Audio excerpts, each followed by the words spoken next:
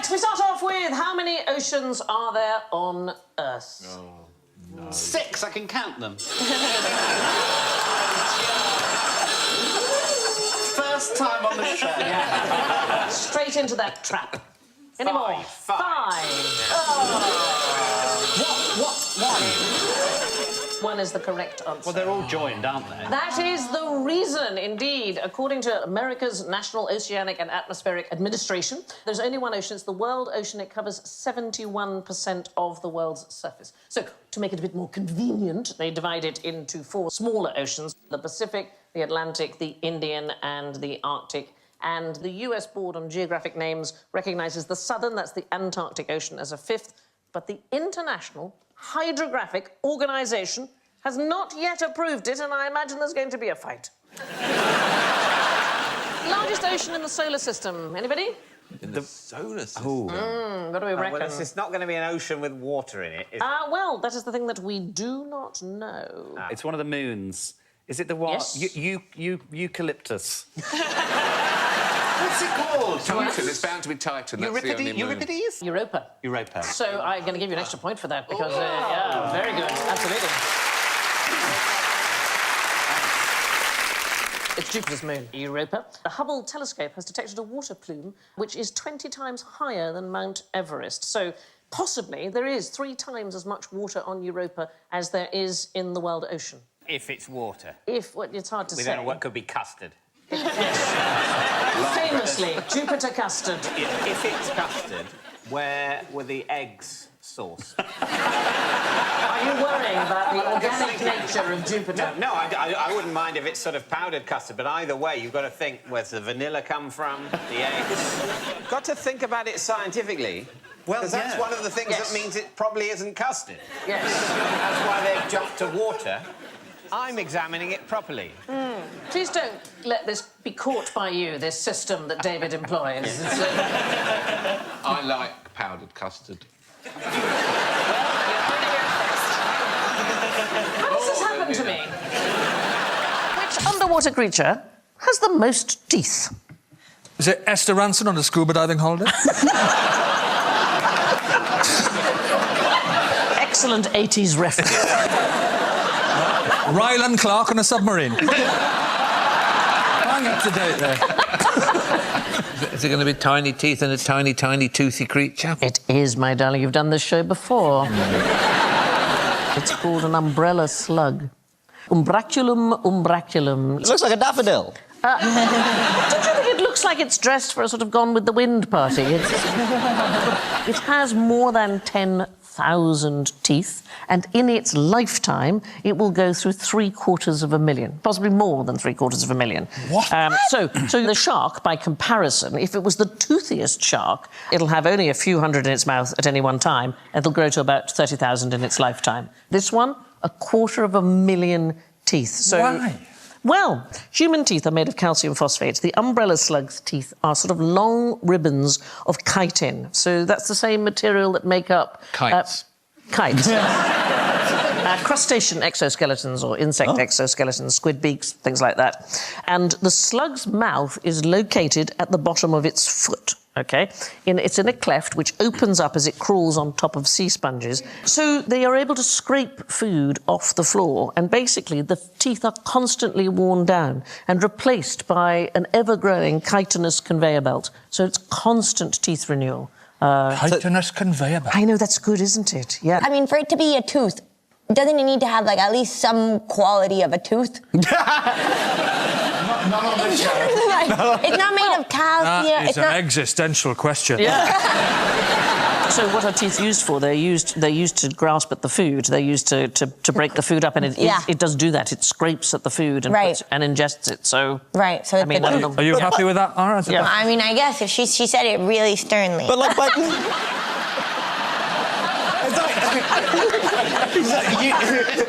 Thank you. Conclusion did the great biologist Stephen Jay Gould draw from a lifetime study of fish? Oh. Yeah. They haven't got any legs. Is that his lifetime study? Well, no, it wasn't his lifetime study of a fish. He was... After a while, they smell. He's a bit thick, and he just stared at me, and they haven't got any legs. Starfish don't have brains. It's the kind of Louis Walsh of the aquatic world. They really don't have brains, they're starfish. And they're not really fish, are they, starfish, to be honest? Well, the word fish is in there, which kind of qualifies them, I think. Well, is a starfish a fish? Is a jellyfish a fish?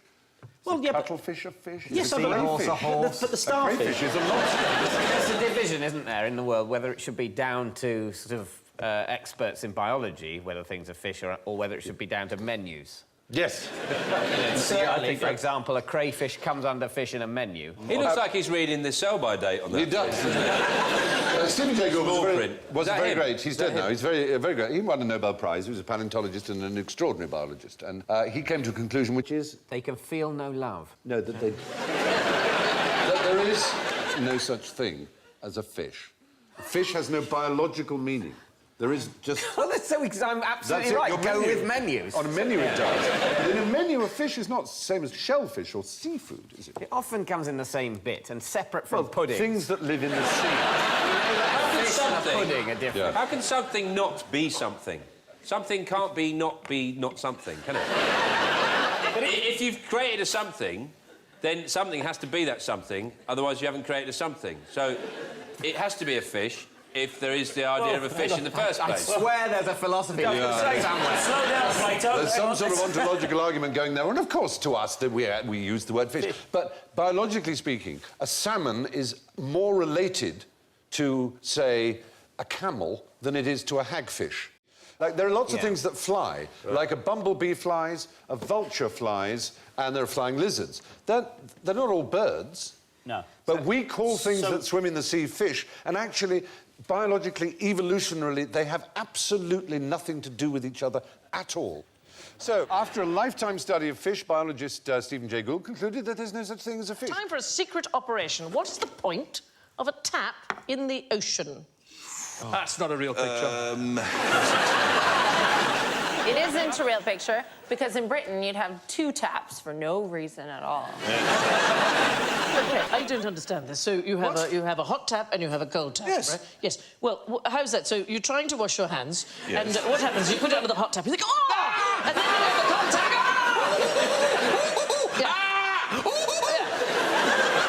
How is it the British haven't discovered there's a mixer tap? What is it? Did you find that baffling when you arrived? I still find it baffling, and I no. don't understand radiators. Why you want to heat an entire house with a small, hot metal plate in the corner? It doesn't work. What would you do instead? We have forced air in Canada, otherwise you freeze to death. What do you have a what? Forced air, just the You know, same as a aircon. Forced air, aircon. Yes. Yeah. I've never heard the term. I'm 40, late 40s, and I don't... I genuinely didn't know how old I was. I'm not going to bother sitting here working out, but I'm 50 soon, and I've never heard the term forced air. Well, not in that context. I love the fact, Rod, that I'm asking you some quite complicated science questions, and you don't know how old you are. I'm about 49. You're about 49. Have you just worked it out? Yeah.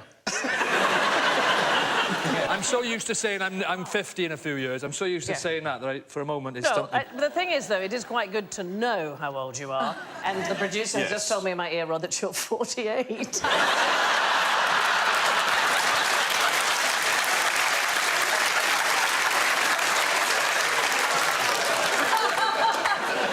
there a really easy way to remember how old you are? Is there like a little, some kind of song I can sing or something? Or... I've never needed a mnemonic for my age, but I'm sure I can invent one.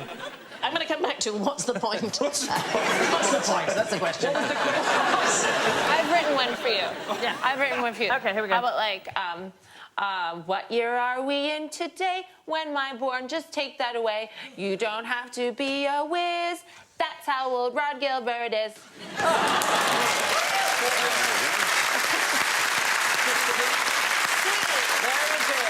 I just followed your poetic guidelines. I'm 48. At the risk of repetition, what is the point of a tap? Is it so that when sea levels rise, you can turn it off? I don't know. So it's not actually a water tap. It's not a tap. Rather Oh, tap. so what else could you tap? What's another kind of tapping that people do when they're trying to listen in? There's a shark behind you. Is it a wire when they put a wire, transatlantic radio communications wire? It's Cold War. It's called Operation Ivy Bells, and it took place from 1971 to 1981, and it was the USA wiretapping a Russian underseas cable. That thing, they're moving it into position there, is a giant tape recorder, and they just put it onto the wire. So the sailors on a submarine, the USS Halibut, located a Soviet cable. Halibut. They located a Russian cable off the Russian east coast, and they moved a 6-metre-long recording pod around it to track the communications. The thing I really like about it, because we're talking some years ago now, the device had to be updated every month, and so divers had to leave a submarine once a month and change the tapes. But it was hugely successful. It ran for a decade until a National Security Agency employee of the United States sold the information to the KGB. Spying was a lot more hassle back then when you've got to train a team of divers, get submarines. Yeah. Now you just need somebody's maiden name and their first pet's name and you're off. Yeah. If you're Russians, you just have to go and see Donald Trump and ask him.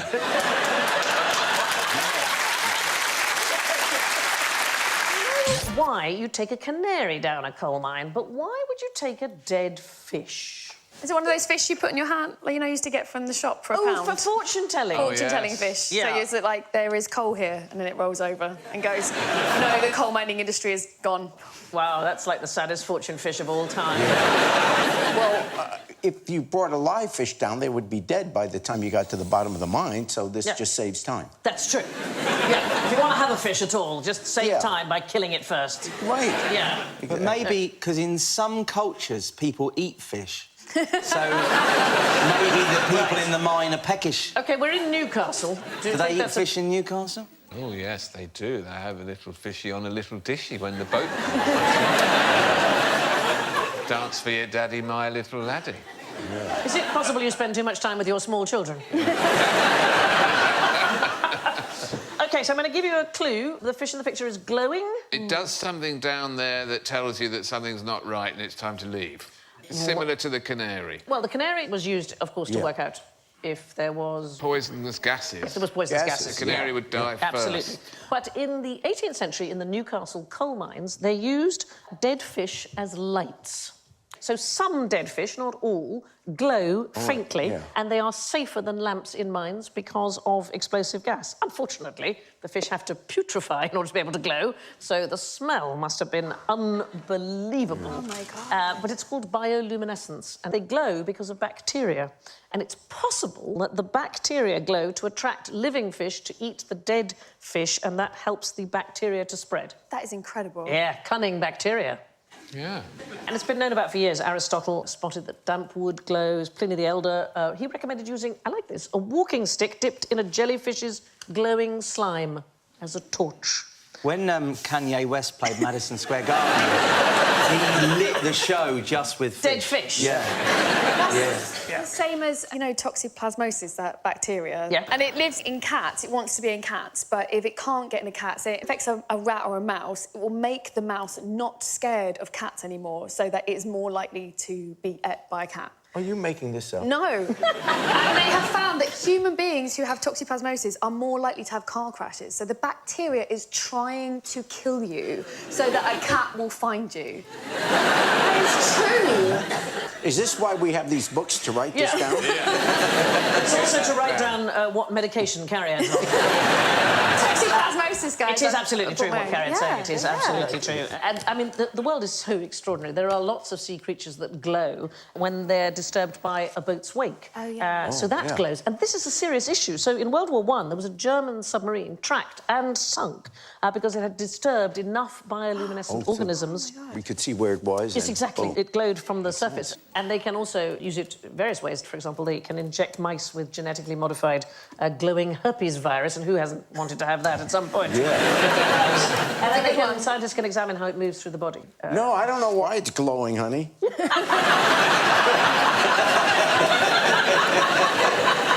Just one of those things. Yeah. You get up in the night and you don't need to put the light. I can just find my way. What's the biggest thing in the ocean that you've never heard of? Oh. Well, I mean, we've never heard of it, so it's difficult for us to name. Yes, that is true. Yeah, so Should we have a stab at it? Yeah. A shadow there.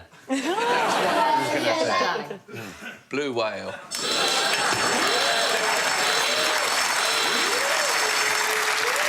I mean, they're astonishing, up to 98 feet, 170 tons, but I want one you've never heard of. Red whale. It's called the ocean sunfish, the common molar. It is essentially a giant head covered in mucus. We've all been there. I went scuba diving one time in Australia, and when I got back on the boat, the pilot of the boat said, "Got a little bit of in your mask there, mate." And my mask was full of snot. I mean, it was an extraordinary amount of snot that I couldn't understand that had been in my head in the first place. So you were like one of these? You were like one of these? Yes, I was. It's covered in mucus. Covered in mucus. They spend most of their time sunbathing on the surface of the ocean. One of these adults can literally weigh a ton, and they grow to be 60 million times heavier than their larvae. So that would be like a human baby becoming an adult the size of 6 Titanics. They have a grey, round body and rough skin, feels a bit like sandpaper. The Germans call it the Schwimmender Kopf, the swimming head. And they apparently have a permanently surprised expression. They have a mouth that never really closes. And they're very docile and very curious and friendly. Tierney Thies, who is the world's leading expert, describes them as goofy. She says that when she goes to try and tag one, they stick their fin out of the water and wave, like going, "Hi, I'm over here." The middle one looks like he's about to start a fight on a night out. He's like, "Oi, oi, Apparently, they're just not aggressive in any way. There's only one human death attributed to a molar, and that's a man who was accidentally flattened by one leaping. What size are they then? About 6 foot by 8 foot, but really it's like having a car come at you. It's like a sort of Cadillac. God, they are big, yeah. These Where would you find one? Isle of Wight. Yeah. In fact, the Isle of Wight is one big one. They like it warm, darling. Right, warm. You're not going to find it around the British coast. They're very strong swimmers, and they can dive down to a fantastic depth, 2,600 metres. And the females produce as many as 300 million eggs at a time, but only 2 survive. Oh. Yeah. No. We feel bad. We're invested now in the molar. It looks like it's not finished. I think it's chopped a bit just off. squeeze it in at the bottom there, that'll be fine. It's like the good Lord went, that'll do. Yeah. Unfinished sculpture of a fish. Yeah. Yeah. The biggest thing in the ocean that we'd never heard of used to be the molar, although now we know about it. That title will have to be passed on to something else. What's the scariest thing about this?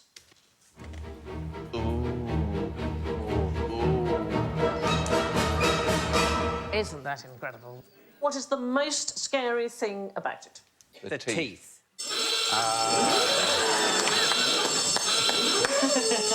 The fact that they can't go backwards. I'm sorry, that takes them a bit long to type.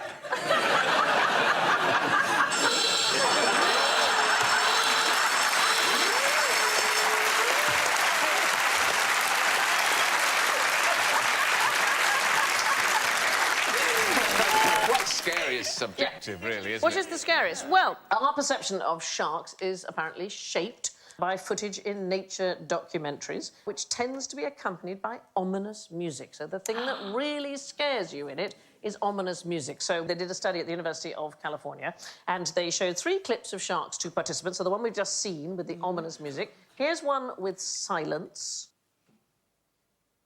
Hello, my friend.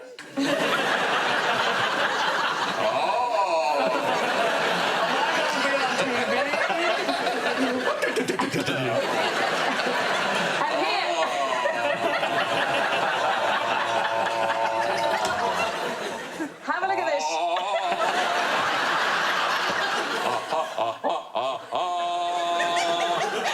Do you know what? There's a whole show for you, Alan. In just doing fish impersonations. We had the trout faking her orgasm last series. We've done that.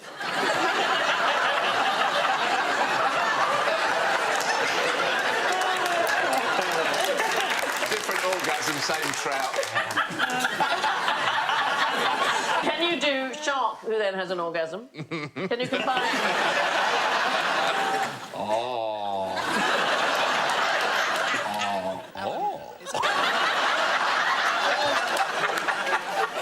Mildly surprised. Because they don't know they're going to have an orgasm. They haven't learnt about orgasms or experimented with themselves, I imagine. And then when they have an orgasm the first time, it must be very alarming. My worry is watching you do them that you haven't seen someone have one before.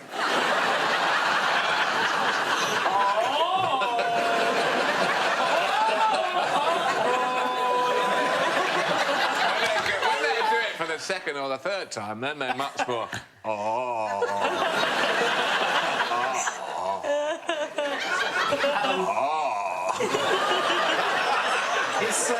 Is everything okay at home, Alan? Anyway, let's have a look at the same clip with uplifting music.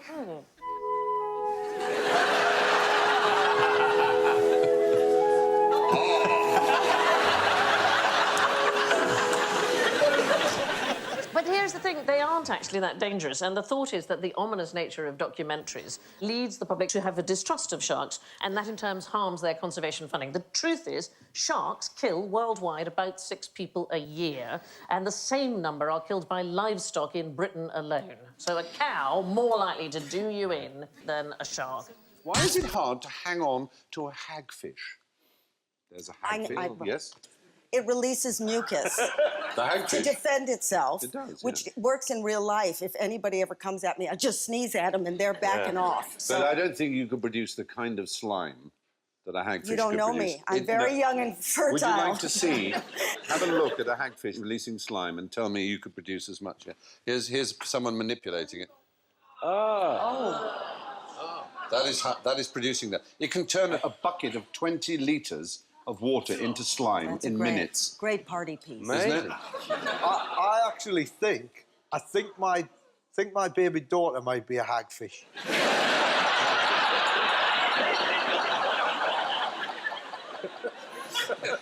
Yeah, because that's nothing. to be honest with you, I've got that on my trousers every morning. It also can tie itself into knots, which is another impressive thing. It literally does a slip knot or an overhand knot. It's quite bizarre. Given the choice, if I had to have special powers, I'd like to be bitten by one of them. Because excreting mucus would be... You know, because like Spider-Man, he's all very well, do a bit of climbing and that. Slime but imagine boy. if you just sat in a chair and somebody went, do your thing, and you went... It would be fantastic. It'd be brilliant. Because if somebody tried to get you in a headlock, you just go... That's exactly it. That's what it does. Yeah, well, superheroes are meant to help people. How would you help people with this mucus?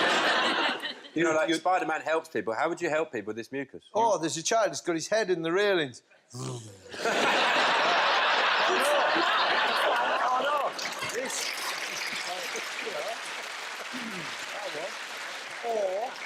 Oh, Yeah, that's a really good comic book story, isn't it? This gravy is unnecessarily runny.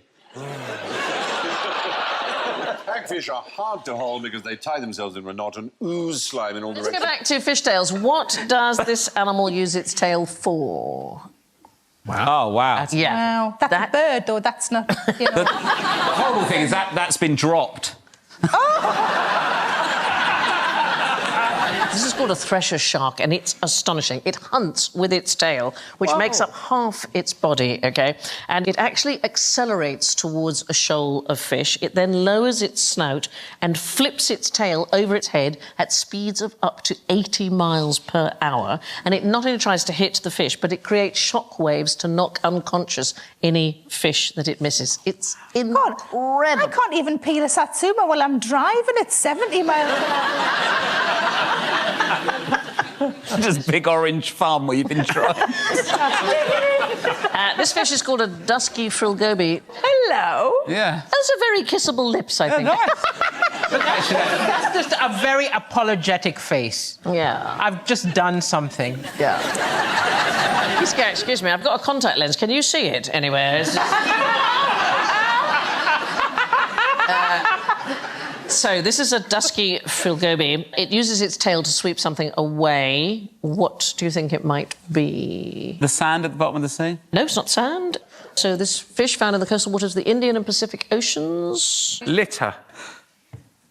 Getting rid of rubbish? Yes. Well, it's what they consider to be rubbish, so they're heading in the right direction. When mating, a female lays her eggs in a nest and the male then spawns over the top of them, right? And then he just walks away. He does. He does, because he doesn't do childcare. Anyway, there are what are known as sneaker male frilgobies, and they lie in wait. They are smaller, but with larger testicles. Okay. This is an important detail. One for your profile. Yeah. Small, but with larger testicles. With someone patient understanding. He's going to get killed. So anyway, so these sneaker ones, the smaller ones, they will sneak onto the nest and ejaculate their own sperm over the eggs. But if the original male notices, he will chase the sneaker away from the nest and use his tail, which is like a brush, to sweep the sperm of the other. It's like a biscuit at boarding school, this.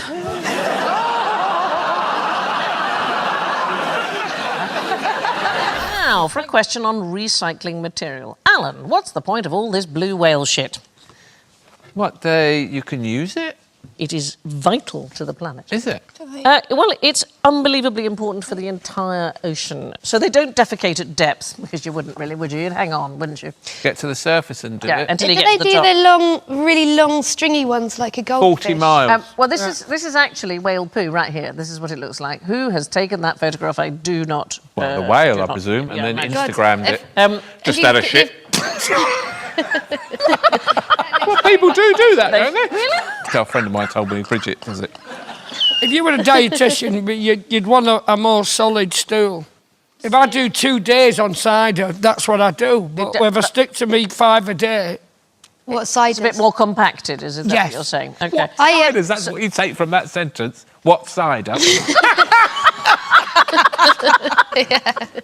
Whales need to conserve oxygen, so they shut down lots of processes when they are down at depth, and that includes digestion. And when they get to the surface, they release what can only be described as a fecal plume of buoyant excrement, but it is incredibly nutrient-rich. It's absolutely full of iron. It's a concentration 10 million times higher than the surrounding water, and this acts as fertilizer of phytoplankton, which photosynthesizes, and in doing so, it absorbs enormous amounts of CO2, and it produces between 0.5% and 90% of the Earth's oxygen. So most of the oxygen that we are breathing is made by plankton, and the plankton need whale poo. Have we got enough blue whales? We don't have enough blue whales. The IMF has actually put a figure on them, and one of the reasons that it's not just the poo, that they accumulate carbon in their bodies, and when they die, they sink down to the bottom of the ocean, and they take up to 33 tons of stored carbon with them. So that's the equivalent of 600 trees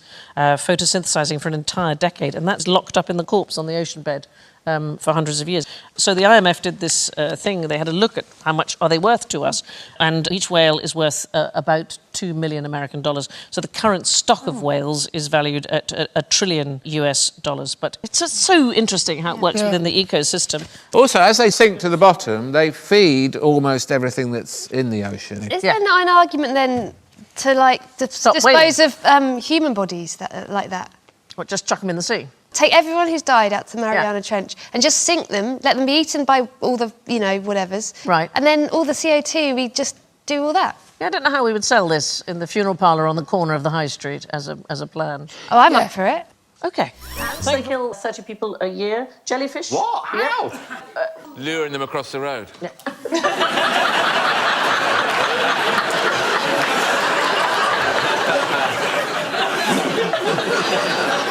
Which do you think is the most dangerous out of all those animals in terms of human deaths? Well, I know hippos are real psychos. Yeah, it is the hippos. It's absolutely. They kill... Psychos! Hippos are psycho, man. 2,900 people a year are killed by hippos. Really? So compare that to 6 people killed by sharks. You are 1,000 times more likely to drown in the sea than you are to be bitten by a shark, even in an area with sharks. You know that wonderful tune written by John Williams, the two-note theme to Jaws? He described it as grinding away at you just as a shark would do, instinctual, relentless, unstoppable. Benchley actually has a shark named after him, Etmopterus benchlei. Not exactly a killer, it's about 30 to 50 centimetres long, also known as ninja lantern shark. It's fairly recently discovered. It lives off the coast of Central America. We don't have one, obviously, in the studio, but I have a life-size cutout, so it looks like that. That's the size it is in real life? That's the size of the one that Peter Benchley, who wrote Jaws, has got named. That is pathetic. Yeah? This is a shark.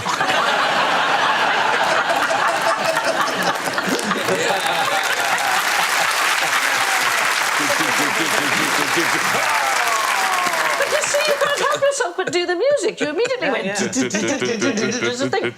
So he looks really nice and friendly He there. looks rather sweet. It's got lots of things on the side that says you shouldn't do, but it doesn't say don't swim with actual sharks. That is not the smallest shark, though, the one named after Benchley. The dwarf lantern shark is the smallest, and it grows to only about 15 centimetres. I'd say, a couple of those on a pizza, a bit of tomato. Their stomach organs emit light to camouflage them from creatures below, so it makes them blend into the sunlight that streams from the light above. My favourite shark that I've ever seen was Joe Lycett in a swimming pool in Canada. We were doing gigs out together, and you know your little, like... Oh, yeah? your shark that he does in the pool, but you don't see Joe coming. And then he goes, da-da, da-da, da-da, da-da, da-da.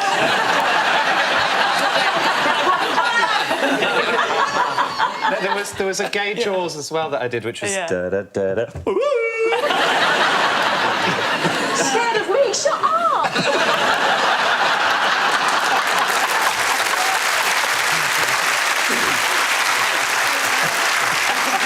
Did you know that female sharks can reproduce without male contact? Did you Finally. know this?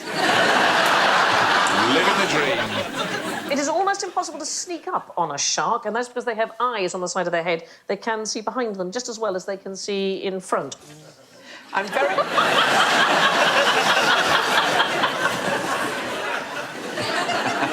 So they've got two blind spots, one directly in front of them and one behind. I'm interested that someone has worked out how difficult it is to sneak up on a shark.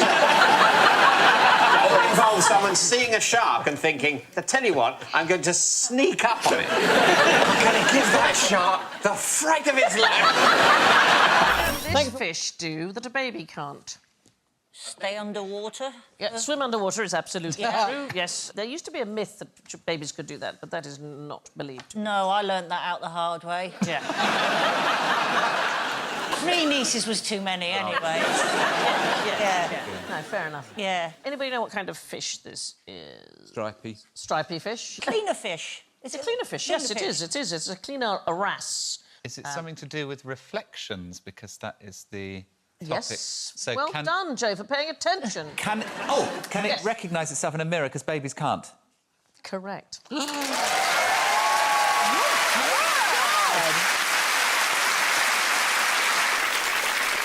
It's one of the very few animals, in fact, it's the very first fish to pass what's called the mirror test to recognise its reflection of itself. How do you test that? Well, so what you do is you mark the animal in a place where it can only see the mark in a mirror. So, for example, the forehead would be a good place, and then see whether or not it observes it and whether or not it tries to scratch it to remove it. We'll have a job, though, Sandy, won't it? Trying to scratch that off with no hands, right? Except that cleaning off marks, Zoe, is what it does for a living. For a living? Yeah, they do actually have stations, and the clients, as it were, come to the station to be cleaned. They work for about 4 hours a day, and they clean about 2,000 clients. So it does seem like, when you're looking at them, as if it's a job, but that's what they do for a living. That's it, inside the mouth of a Rankin cod. Look at that picture. I think it's so exciting. There's got to be a lot of trust, hasn't there? A lot of trust, except that all of the fish that are cleaned end up living longer, and they tend to be smarter because they don't have the parasites. I mean, there is a sort of a caveat with this. It's possible that what the wrasse is actually doing is signalling to the other wrasse in the mirror, if you see what I mean, that it ought to clean itself. It actually doesn't see that it's itself. It's going to the other wrasse. You've got a little something. You've got a little something here, so it may not be aware that it's a mirror image of itself. When do babies start to recognise? About the age of 2. Right. I really think it'd be sooner than that. My daughter, she knew the way to the city farm when she was 1.5. Was she trying to get away? She was. There's actually very few species that pass the test. Great apes mostly do, but not gorillas. And what I love is that animals do exactly what humans do when they discover a mirror for the very first time. First of all, an animal would look behind it to see if there's an animal behind it, and then they'll do funny movements, like we do in the fun fair, to see what it is. And then they will indulge in the same behaviour as an office worker left alone with a photocopier. They'll see parts of their body they've not been able to look at before. I know, yeah. It's a miracle we don't have more mirrored seating, really, isn't it? No, I don't think it is, really. Some people like a mirrored chair. That would... You get some very odd selfies then, wouldn't you? That for a dick pic. Could you get a mirrored internal bowl of a toilet? Because that would be like a funfair mirror for your undercarriage, wouldn't it? Because that would have a curve to it. You could definitely have a mirrored urinal. I can't see why you couldn't have that. Yeah. Because Sort of honestly... shooting at yourself. What is wrong with men? Why can't We've just got a sense of fun. A sense of fun, darling. You've actually got an aiming device that doesn't seem to work. Oh, no, mine does. Mine does, because there's in one pub in London that I went to, there's like a game, and it's got sensors in the urinal, and I got the top score on the thing, and it asks you to put your name in, but I didn't want to put my name in, so I put Adrian Chiles.